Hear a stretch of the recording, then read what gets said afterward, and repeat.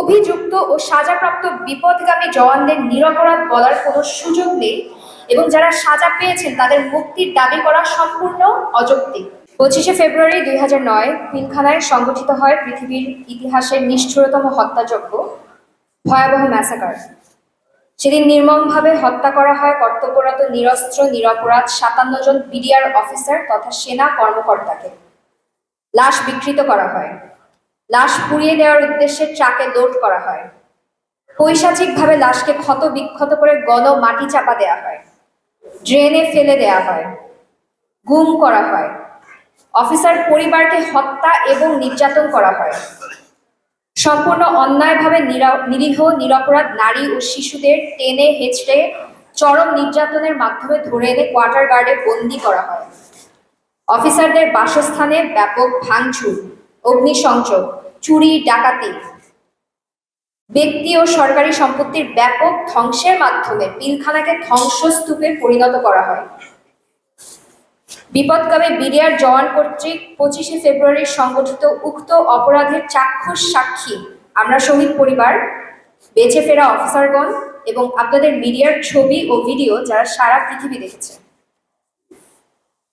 সেদিন পিলখানায় প্রায় 5000 বিডিআর সদস্য এবং 4000-এর মতো অস্ত্র মজুদ ছিল। বিডিআর জওয়ানরা আধা ঘন্টার মধ্যে অস্ত্রাগার লুট করে এবং সকল অস্ত্র বের করে দেয় এবং তা সরাসরি কার্নেজে ব্যবহার করে। সেদিন যে শুধুমাত্র পিলখানায় বিদ্রোহ সংঘটিত হয়েছিল ঘটনাটা সেরকম নয়। বিপদগামী বিডিআর সৈনিকরা উস্কানির মাধ্যমে সারা দেশের রাইফেলস ব্যাটালিয়ন এবং ট্রেনিং সেন্টারে বিদ্রোহ সংগঠিত করে। কার্নেজ পরবর্তী তৎকালীন সরকার কর্তৃক গঠিত আনিসুজ্জামান তদন্ত কমিশন, সেনাবাহিনী কর্তৃক গঠিত সেনা তদন্ত, সিআইডি তদন্ত এবং বিডিআর ইউনিটের তদন্তে রাজনৈতিক কারণে পেছনের ষড়যন্ত্রকারীরা বেরিয়ে আসেনি। তবে তাদের তদন্তে বিপদগামী বিডিআর জওয়ানদের সরাসরি অংশগ্রহণে 25 ও 26 ফেব্রুয়ারি ম্যাসাকার সংগঠিত হওয়ার বিষয়টি সন্দেহাতীতভাবে প্রমাণিত হয়। পর্যাপ্ত প্রমাণ ও শহীদ এবং বেঁচে ফেরা অফিসারদের পরিবার সাক্ষীর ভিত্তিতে সিভিল কোর্ট ও বিডিআর কোর্টে বিপদগামী জওয়ানদের দোষী সাব্যস্ত করে সাজা প্রদান করা হয়।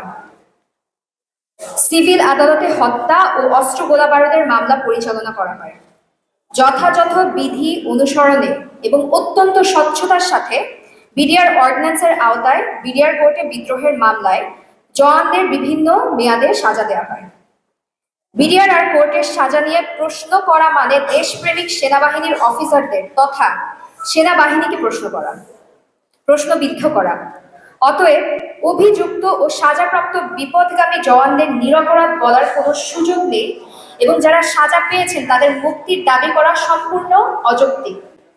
তাই আমাদের একান্ত দাবি, সাজাপ্রাপ্ত অপরাধীদের প্রাপ্য সাজা অবিলম্বে কার্যকরের মাধ্যমে ন্যায় বিচার প্রতিষ্ঠা করত বাহিনীটিকে কলঙ্ক মুক্ত করা হোক। সঠিক বিচার না হলে ভবিষ্যতে একই ঘটনার পুনরাবৃত্তি হওয়াটাই অস্বাভাবিক নয়। 5 আগস্ট পরবর্তী নিয়োগপ্রাপ্ত আইনজীবীগণ বিডিআর মামলায় সম্পূর্ণ নতুন। এত বড় ঘটনার বিস্তারিত জানার জন্য তাদের পর্যাপ্ত সময় প্রয়োজন। বর্তমানে চলমান মামলা পরিচালনার জন্য সরকার কর্তৃক প্রয়োজনীয় সংখ্যক অভিজ্ঞতা সম্পন্ন আইনজীবী নিয়োগের মাধ্যমে যথাযথ আইনি লড়াই চালু রাখা এবং এর মাধ্যমে প্রকৃত দোষীদের যথাযথ শাস্তি প্রদানে কার্যকরী ব্যবস্থা গ্রহণ করার জন্য শহীদ পরিবারের পক্ষ থেকে আমরা একান্তই অনুরোধ জানাচ্ছি। অত্যন্ত পরিতাপের বিষয় এই যে বিডিআর কারণে যে অভিযুক্ত বা সাজাপ্রাপ্ত সৈনিক এবং তাদের পরিবাররা গত 15 বছর কোনো দাবি নিয়ে আমরা তাদেরকে মাঠে আসতে দেখিনি, কিন্তু আজ তারা সম্পূর্ণ অযৌক্তিক দাবি নিয়ে বিপথগামী সৈনিকদের নিরপরাধ দাবির আন্দোলনের মাধ্যমে জাতিকে বিভ্রান্ত করছে এবং বিচারহীনতার সংস্কৃতি চালু করার অপচেষ্টা করছে বলে আমরা মনে করছি। তাদের এই দাবির মাধ্যমে জাতির দৃষ্টি ভিন্ন খাতে প্রবাহিত করে প্রকৃত খুনিদের আড়ালের মাধ্যমে বর্তমানে ছাত্র জনতার সরকারকে প্রশ্নবিদ্ধ করার অপচেষ্টা চলছে। এটা সেনা অফিসার এবং সেনাবাহিনীর ভাবমূর্তি নষ্ট করার একটি অপপ্রয়াস। এই খুনিদের যথাযথ বিচার না হলে একই ঘটনার পুনরাবৃত্তি হবে, আমরা আবারও বলছি, যা মোটেই আমাদের কারোর জন্যই কাম্য হতে পারে না। বিডিআর ম্যাসাকারের পেছনে দেশি ও বিদেশি ষড়যন্ত্র জড়িত আছে বলে জাতি বিশ্বাস করে, যা বর্তমান সরকার কর্তৃক গঠিত তদন্ত কমিশনের অধিকতর তদন্তে বেরিয়ে আসবে, এটাই আমাদের প্রত্যাশা। বিডিআর ম্যাসাকারের পেছনে পরিকল্পনাকারী, মদতদাতা, সহায়তাকারীদের চিহ্নিত করে স্পেশাল ট্রাইব্যুনালের মাধ্যমে বর্তমান অন্তর্বর্তীকালীন সরকারের মাধ্যমে দ্রুত বিচার সম্পন্ন করার জোর দাবি জানাচ্ছি। প্রয়োজনে বিদেশে অবস্থানরত দোষী ব্যক্তিদের দেশে এনে বিচার সম্পন্ন করতে হবে। সবশেষে বলতে চাই, পৃথিবীর ইতিহাসে একদিনে 57 জন সেনা অফিসার হত্যার নজির নেই।